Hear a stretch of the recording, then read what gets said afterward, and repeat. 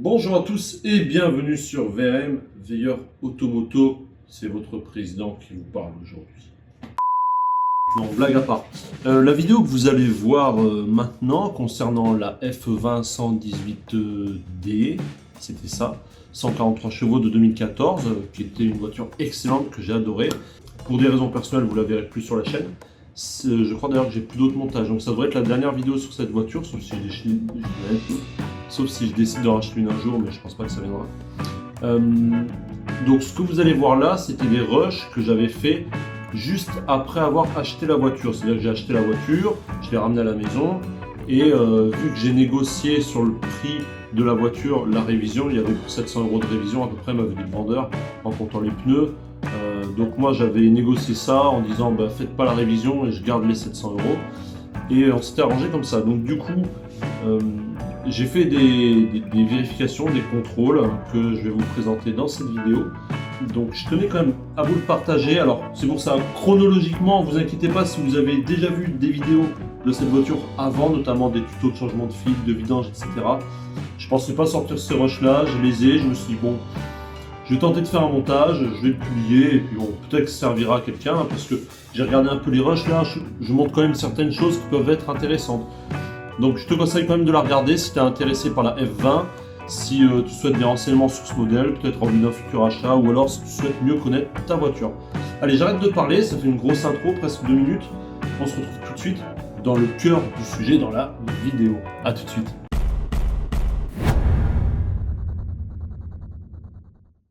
Bon, les amis, deuxième jour avec la BM. On voit déjà que le volant pourra être bien nettoyé. Il n'est pas très propre. Là aussi, bon, la voiture de manière générale à l'intérieur est en bon état, hein, mais assez poussiéreuse. Elle n'a pas été nettoyée par l'ancien proprio. Donc, on a un peu de boulot à ce niveau-là. Putain, mais encore une guêpe, c'est un truc de fou, quoi. Ici, il y en a plein, quoi. Donc, j'ai fait une petite liste de ce qu'on avait à faire. Donc, tout ça. Donc la mise à jour système plus GPS, je l'ai fait hier soir. Mettre la vignette d'assurance aussi, bien sûr. Là, ce qu'on va faire, c'est la pression des pneus, les niveaux, vérifier les plaquettes, le serrage des roues avec la clé dynamométrique, le liquide de frein aussi, faire un diagnostic avec Carly qui est là, vérifier les lumières, les clignotants, etc. Et après, tout ça, je le ferai moi par la suite, ça fera partie des entretiens. Là, on va faire vraiment que cette partie-là. Donc voilà, et puis je vais noter au fur et à mesure ce que j'ai fait avec mon beau stylo BMW. Voilà.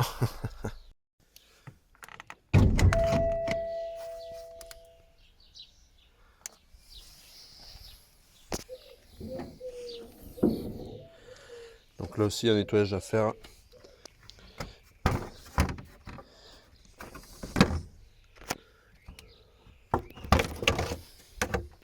Donc comment est fait ce moteur? Ici on a bocal de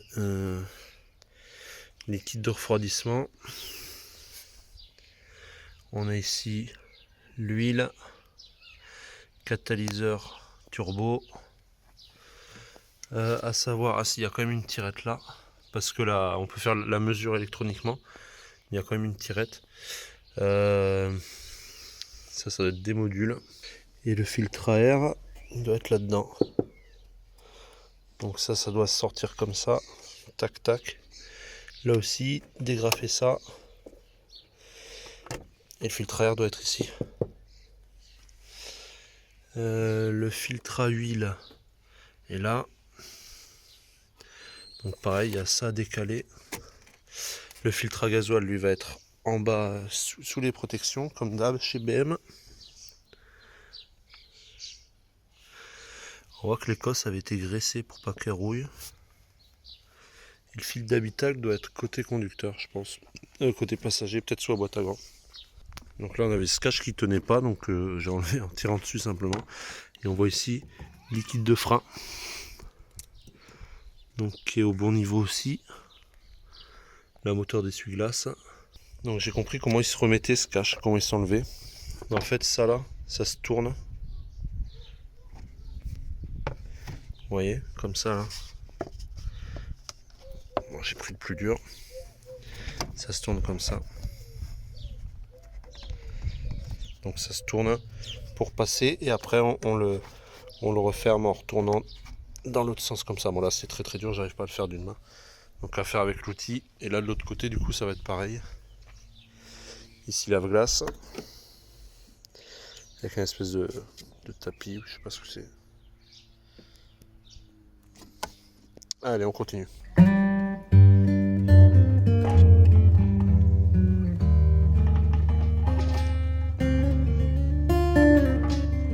Donc je vais mettre 2,5 partout. Mon appareil a 0,1 de décalage. Donc je vais mettre 2,6 sur mon manomètre.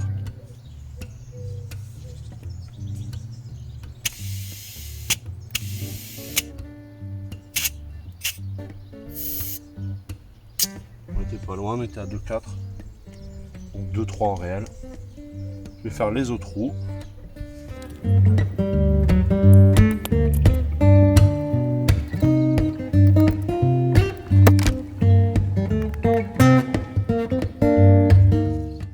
Donc on continue les vérifications des trains roulants. Donc on voit que les pneus sur le centre sont encore bons. Ils sont plus usés par contre sur l'extérieur. Donc là on voit un témoin. Donc ça veut dire peut-être un sous-gonflage ou autre, là aussi. Ou au contraire un surgonflage, ça dépend.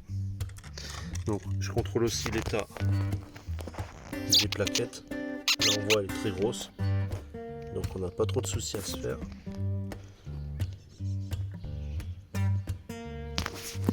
Et j'en profite pour mettre un coup.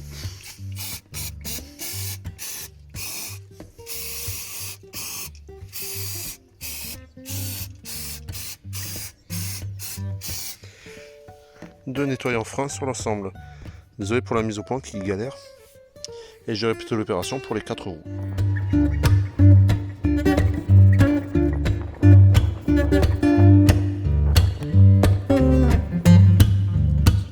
Ok. Donc, pression pneu, ok, on est le 10.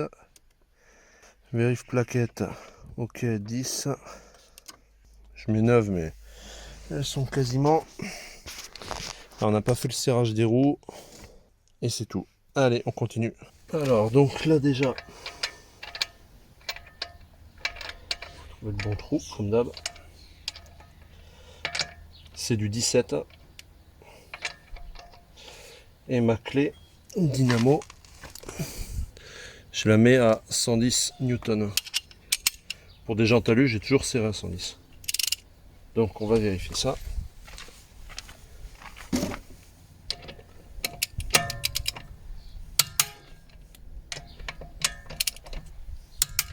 Donc si ça clique, c'est qu'on est au couple ou au-dessus. Vous voyez, je force pas, donc ça veut dire que je rajoute même pas de serrage.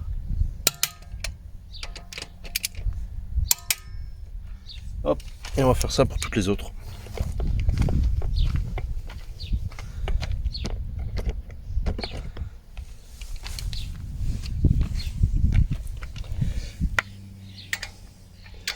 Donc là, c'est des vérifications que je fais après l'achat. Mais en temps normal, je fais ces vérifs là tous les mois, c'est mes vérifs mensuels, quoi. Alors à savoir que un serrage de roue, on serre toujours en croix, comme ça, comme ça, comme ça, comme ça, comme ça. Moi là j'ai fait un peu n'importe comment, parce que ma roue est déjà serrée, c'est juste pour vérifier que le serrage soit correct, quoi. J'ai pas envie de perdre une roue ou un boulon. Donc j'ai en profité pour mettre un petit coup sur le cache moteur. Donc vous voyez, est plus poussiéreux qu'autre chose, hein. Donc j'ai mon savon noir.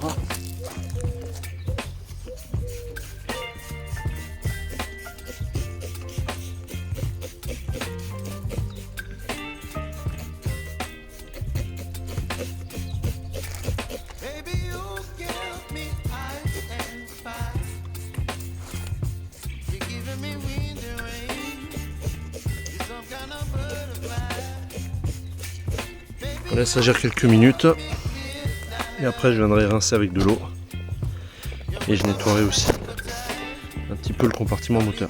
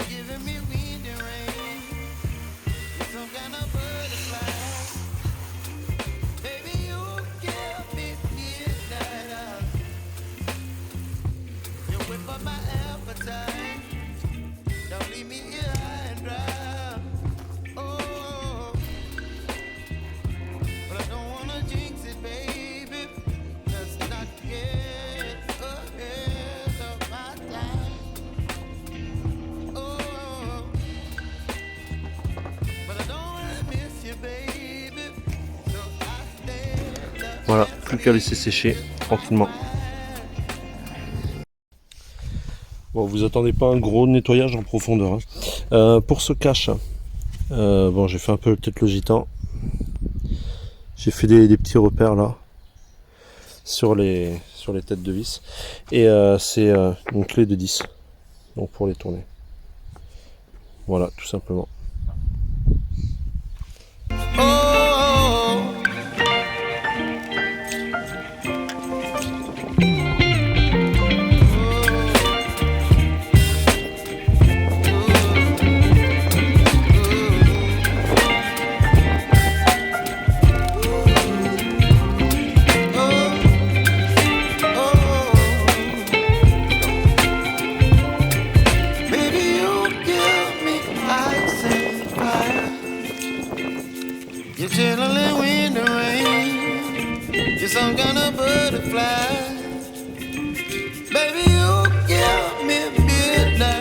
Bon, c'est pas mal, tout ça c'est mieux déjà, c'est plus propre.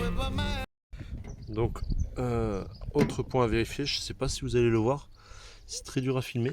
Ici, là, dans l'angle, là on voit qu'il y a une merde. Hop. Là, ici, il y a un tout petit trou à l'intérieur. Il y avait plein de merde qui s'était accumulée, donc j'ai mis du produit. Et après, avec un jet d'eau, j'ai mis un coup de jet, donc en fait, pour déboucher le trou, donc vous pouvez le faire aussi avec un compresseur à air. Si vous le faites pas, les merdes se stagnent ici et après ça va se mettre là-dedans. Et puis bon, ça peut péter votre balai d'essuie-glace ou en tout cas le mécanisme. Donc là, vous voyez, je vais mettre un peu d'eau, vous allez voir l'écoulement, vous allez comprendre tout de suite.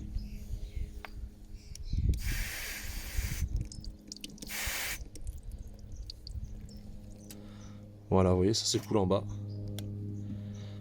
Donc c'est l'utilité de ce petit trou et donc de les déboucher de temps en temps.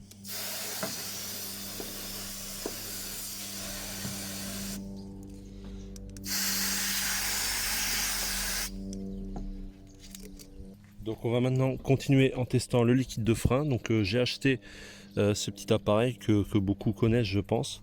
Donc il va mesurer le taux d'humidité dans le bocal. Hein. Alors par contre je vais sécher le tour de mon bocal, qu'il n'y ait pas un peu d'eau qui tombe dedans. Parce qu'en débouchant tout à l'heure les trous là-bas, j'ai un peu aspergé.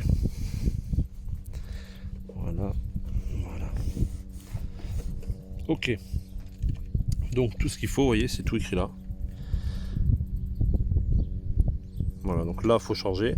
Là c'est bon. Et là ça veut dire que la batterie est bonne.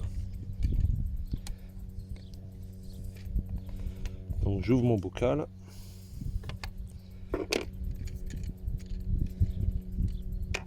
Je plonge mes deux embouts dedans et j'appuie sur le bouton.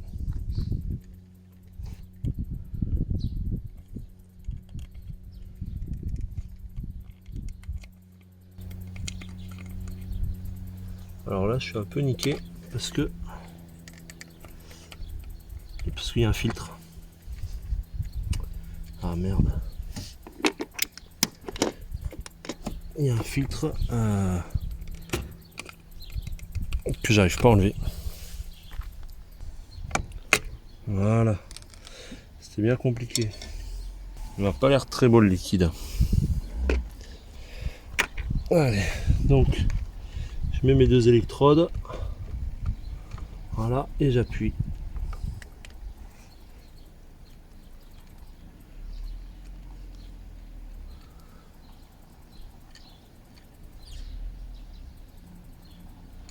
Alors, a priori, je sais pas si vous voyez, il y aurait trop d'humidité dans le liquide de frein. Entre 3 et 4%, ou supérieur à 4%, donc c'est pas bon. Si je mets vraiment, si je le mets au début, il est bon. J'essaie de le remuer un peu. Et si je le plonge vraiment, vous voyez, entre 3 et 4%, donc le liquide de frein a changé. Bon, il nous reste à regarder le niveau d'huile. Je l'ai regardé électroniquement sur l'e-drive, donc il est bon. Mais on va le vérifier quand même à la tirette. Donc bon, vous savez faire. Hein. On sort la tirette. On l'essuie. Vous voyez, là elle est plutôt propre. On la remet. Et moi chez BM, j'ai toujours entendu dire, on tourne d'un quart. Chez Jaguar, on peut pas. Enfin, sur l'excès, on peut pas. Et on retire la tirette. Et là, on voit que mon niveau est entre le min et le max. Donc on est bon. Pour le liquide de refroidissement, le niveau est souvent noté sur le côté du bocal. Là, je le vois pas.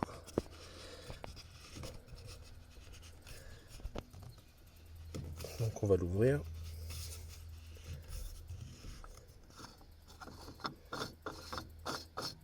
Si c'est comme sur mes précédentes BM, il n'y a pas de jauge. Alors déjà on regarde la couleur. Il a l'air un peu bleu foncé, il n'a pas l'air très très beau.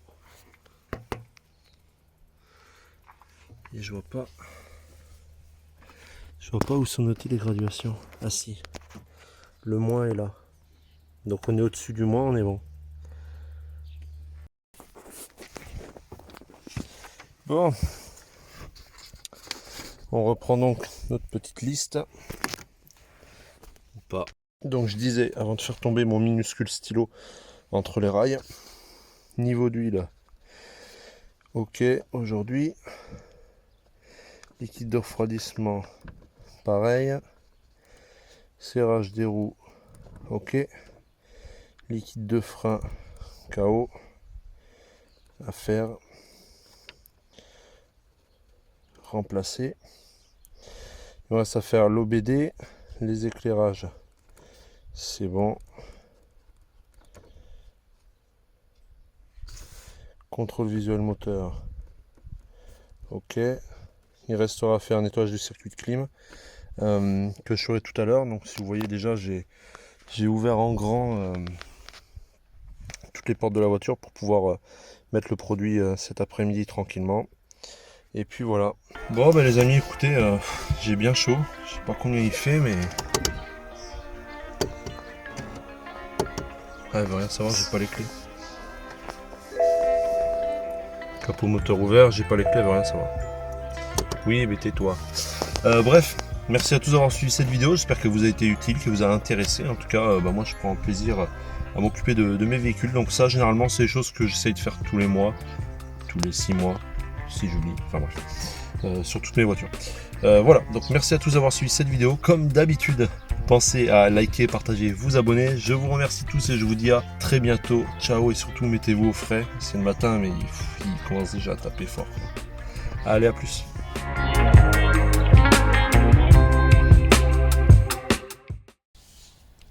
En temps normal, je fais ces vérifications. Comme d'habitude.